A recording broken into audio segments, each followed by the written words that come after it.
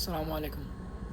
আপনি আপনার সন্তানদেরকে কী পড়ালেখা করাবেন? মানে কোন শিক্ষায় শিক্ষিত করবেন? তো বর্তমান যেটা এখন ইনফরমেশনের যুগ চলতেছে বা এআই এর যুগ চলতেছে, আর্টিফিশিয়াল ইন্টেলিজেন্সের যুগ চলতেছে।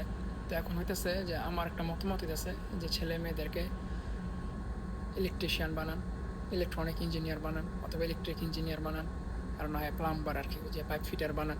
তো ওইসব বিষয়ে পড়ালেখা করেন। ইঞ্জিনিয়ারিং লাইনে পড়ালেখা করান। যে এআই যদি যেই কোনো কাজ নিয়ে নেয়, তাহলে এতটুকু কইতে পারি ইনশাআল্লাহ গ্যারান্টির সাথে যে ইলেকট্রিশিয়ানদের কাজ, ইলেকট্রিক ইঞ্জিনিয়ারদের কাজ কখনো এআই নিতে পারতো না।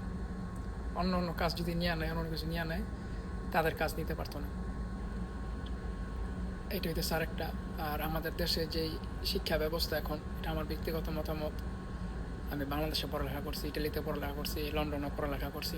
তো আমার মোটামুটি একটা ধারণা আছে পড়ালেখা সম্পর্কে।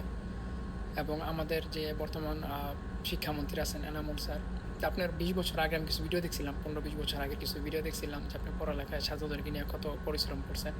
কিন্তু এখন বর্তমান পরিপ্রেক্ষিতে বলতে পারি আপনি মানে অনেক পিছিয়ে আছেন। মানে দুনিয়া যেভাবে দৌড়াইতেছে, ইনফরমেশন নিয়ে, টেকনোলজি নিয়ে, পড়ালেখা নিয়ে যেভাবে দৌড়াইতেছে, আপনি অনেক পিছনে আছেন স্যার।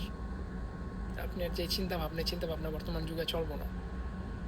মানে জেনজির মধ্যে চলবো না, আর হইতেছে আলফা জেনারেশনের কথা তো বাদই দিলাম। আপনি এখন যদি পারেন, তো আমাদের শিক্ষা ব্যবস্থার মধ্যে টেকনোলজি তো করবেন, টেকনোলজি অ্যাড করবেন, তো সময়টাকে কমায় নিয়ে আসেন। সময়টা কমায় নেওয়ার অর্থ হইতেছে যে সকাল 8টা থেকে বিকাল 1টা বা 2টা পর্যন্ত পড়ালেখাকে করেন, যে স্কুলের পড়ালেখা থাকবে। আর বাকি 1টার থেকে 2টার থেকে বাকি বিকাল পর্যন্ত ছাত্ররা যেন প্র্যাকটিক্যাল কোনো কাজ করতে পারে, যে কোনো জায়গায় যে কাজ করতে পারে, যে নলেজ অর্জন করতে পারে বা তারা চিন্তা ভাবনা করতে পারে, ওই সময়টা তাদেরকে ছেড়ে দেন, যে তারা খেলাধুলা করতে পারে। ইটালিতে, জার্মানি, ইউরোপের অন্যান্য কান্ট্রিতে সকাল 8টা থেকে 1টা পর্যন্ত স্কুল কলেজ চলে, তারপরে তাদের ছুটি দেওয়া হয়।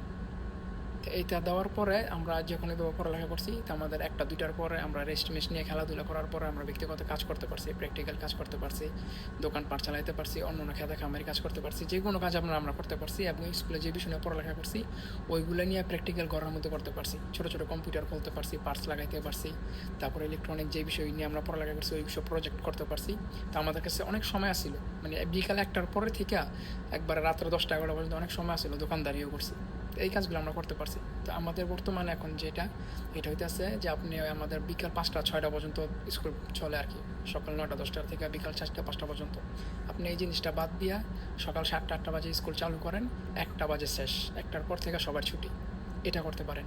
এটা আমাদের জন্য অনেক উপকার হবে বর্তমান এই যুগের মধ্যে।